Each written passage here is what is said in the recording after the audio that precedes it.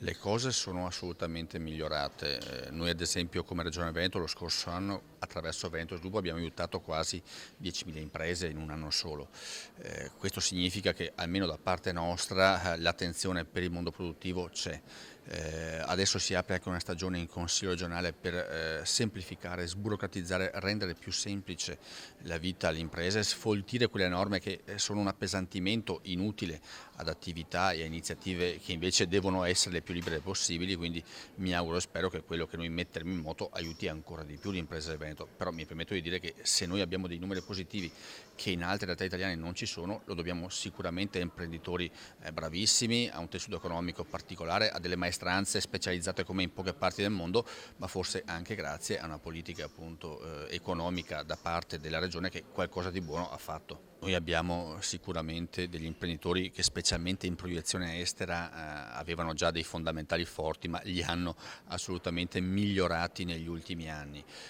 Quello che io sto vedendo è che girando l'Italia però questa cosa la vedo in Veneto, in una parte del Veneto, in Lombardia, in Emilia, ma il resto d'Italia è fermo. Quindi veramente se questo territorio, se queste imprese non vengono lasciate libere, non vengono gravate di balzelli o di tassazione eccessiva che gli permettono appunto di riprendere e di anche rincorrere una ripresa internazionale che c'è,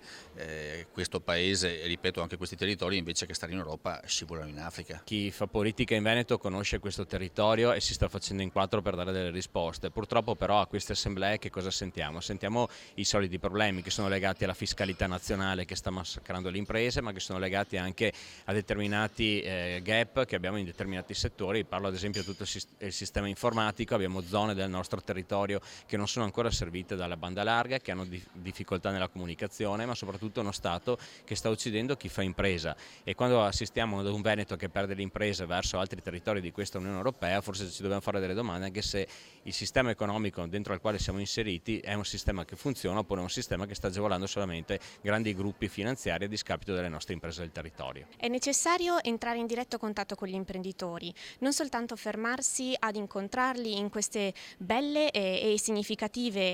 realtà, queste conferenze. È necessario girare le imprese, è necessario creare un rapporto diretto per capire quali sono le esigenze e capire nel momento pratico della scelta qual è